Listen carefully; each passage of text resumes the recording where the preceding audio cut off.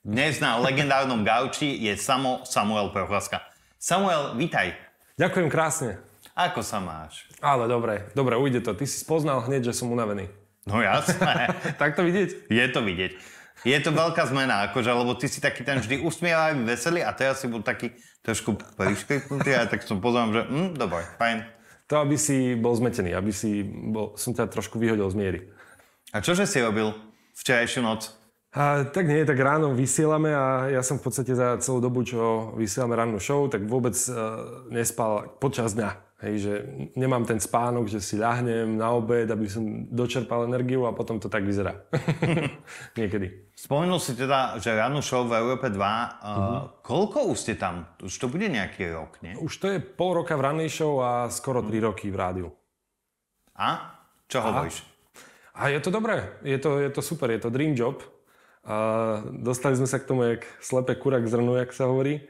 Ale vážime si tú robotu, že nechceme o ňu prísť, chceme sa zlepšovať a chceme tam byť, pokiaľ sa dá, tak až dokým budeme mať inšpiráciu, kým nevyhoríme, kým sa to bude dať robiť.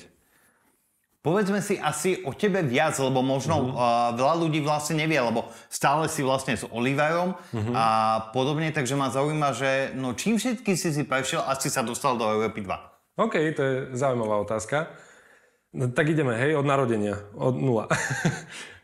Tak prvá práca možno, ktorá bola brigáda v potravinách. Ja som nabehol ako 14-ročný do potravín, ktoré sa novo otvorili v Košiciach, lebo odtiaľ pochádzam.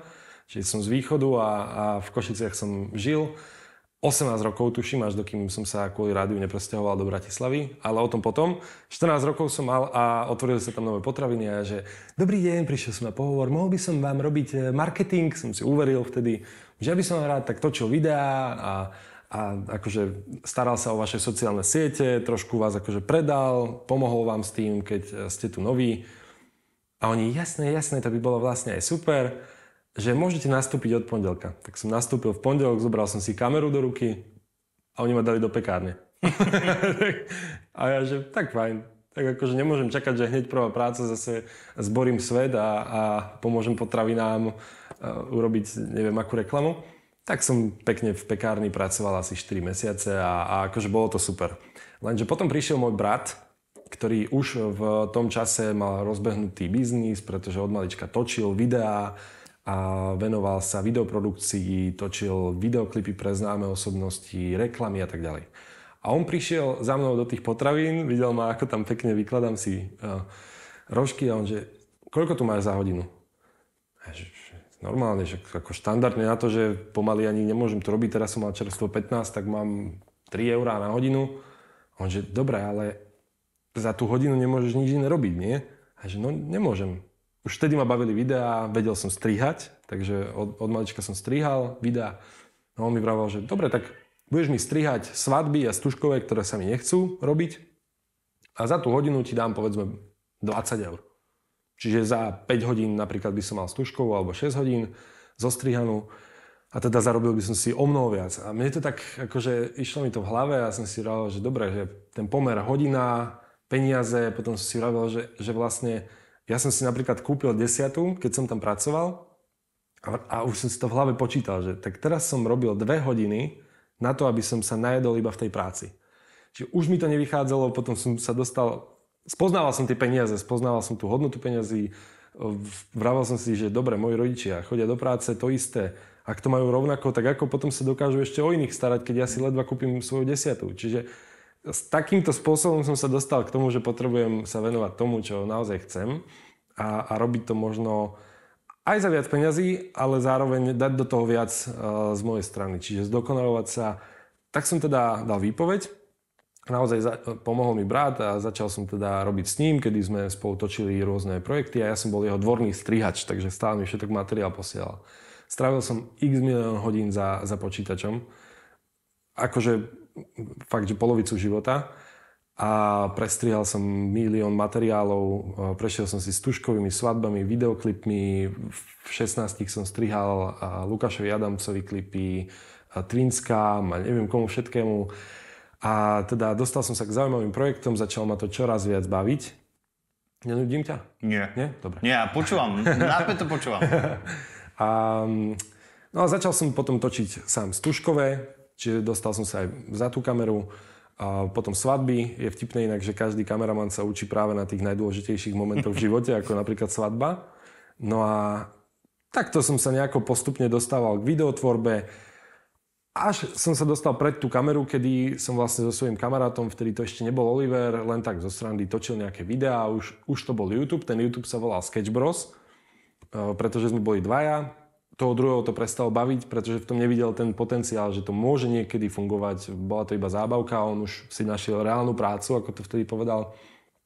Takže som ostal sám, to bola taká pauza, opäť som išiel za kameru a nakoniec som sa spoznal s Oliverom a ten Sketch Bros YouTube vlastne sa obnovil a sedel aj ten názov, boli sme opäť dvaja, mal som znova energiu to robiť a dostal som sa ako keby pred tú kameru, kde ma bavilo hranie. To je taká asi rýchla cesta, veľmi zjednodušená, ale asi som ti odpovedal. Ale za všetkým je teda asi tvoj brat, lebo teda on všetko začínal prvý a ty si už sa tak na ňom akože viezol. Áno, je výhoda mať staršieho brata. Keď je ale dobrý brat ešte. Keď je dobrý a keď ti vyšlape tú cestičku, ale... On je výborný v tomto, že je stále hnací motor, pretože vždy mi ukazoval...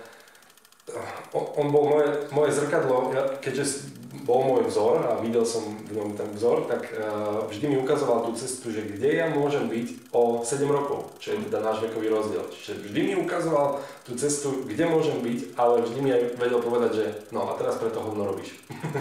Nerobíš preto nič, čiže keď som mal lenivé obdobie, že som už nechcel točiť alebo nechcel som sa venovať tým veciam, nechcel som ísť all in do vecí, tak on mi ukázal, že aké by to bolo, keby som sa o to naozaj snažil. A napokon dokázal to, že je hnací motor aj v tom, že ma zoznámil s Oliverom, kedy on sám ako keby vycítil, spolupracovali spolu s mojim bratom, Oliver a môj brat, a on vycítil, že vy by ste sa extrémne k sebe hodili, že vy ste podobní, máte rovnaké nastavenie, chcete si ako keby užívať život, zároveň točiť, hrať a vymýšľať nejaké bláznivé nápady. Čiže on to vycítil, predstavil nás a teraz spolu točíme. Ako prebiehala tá cesta možno z toho zoznámenia vlastne až do Európy 2? Lebo asi to je tiež ešte celkom zaujímavá vec. Áno, to bola cesta, kedy sme 2 roky točili videá. A na ten YouTube Sketch Bros točili sme nejaké srandy, tak ako som povedal. No a do rádia sme sa dostali tak, že sme išli na rozhovor vďaka tomu YouTube. Natočili sme rapový song za 24 hodín, ktorý bol iba tak z recesie, zo srandy, ale všimli si to rádia a zrazu sme mali pocit, že sa o našej tvorbe alebo o našich srandičkách nejako začalo hovoriť alebo písať. Tak sme to dali von na ten YouTube a do dňa tam bolo 500 000 videní s tým, že sme sa zobudili, že wow, že začína to fungovať. No a zavolali nás do rádia, do Európy 2, na rozhovor a tam si všimli, že vieme na seba reagovať a vlastne vďaka šéfovi, ktorý si všimol túto nejakú zhodu medzi nami a možnosť, že by sme mohli byť moderátori, tak nám ponúkol, že či nechceme to skúsiť. A dostali sme vlastne obidvaja takú ponuku, ktorá sa neodmieta a zároveň mali sme na ňu strašne málo času. Čiže vyjadriť sme sa mali do pár dní od teda castingu, kedy nám povedali, že chcú nás.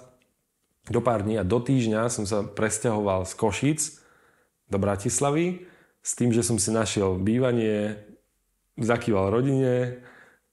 Zrazu sa mi normálne otočil život jak hovorí jedna modelka, 360 stupňov.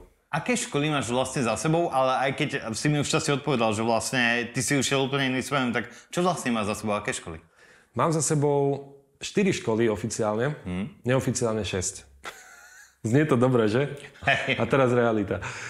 Základná škola, všetko sa to týkalo jazykov. Ja som chcel ísť na filmovú alebo na niečo, na umeleckú školu, kde by som mohol akože vynikať. Vtedy mi to tak prišlo na strednú školu a rodičia to od malička ťahali do jazykov, lebo vraveli, že pozri, keď si umelec, budeš umelec. Keď si niečo, môžeš to robiť aj bez toho. Že je to iné, ako keby som chcel študovať vysokú školu. Tak vraveli, že ale jazyky sa ti zídu stále, takže chod na anglické bilingválne gymnázium, chodil som na anglickú základnú školu a 2-krát som prestupoval na základnej a 2-krát som prestupoval na strednej, takže som chodil na 4 školy a dokonca som 2-krát menil aj vysokú. To je taký príbeh. A Do rádia ma vzali vlastne tesne po strednej škole, takže keď som zmaturoval, už som robil v rádiu. No a pokračuj teda, čo so školou ešte? No na vysokú školu som išiel na masmediálku, tam som si dal prihlášku a vyhodili ma z tejto školy.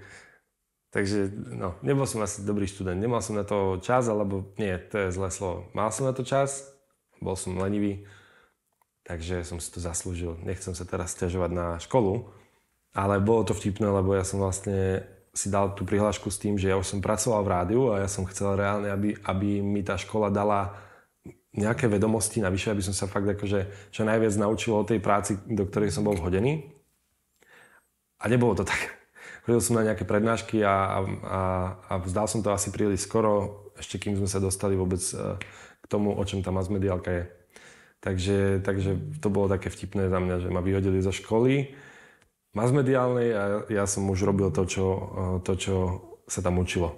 Aký máš odkaz pre mladých ľudí, ktorí si toto pozrú a povedia si, že Ježiš, chcem byť podobne ako Samo?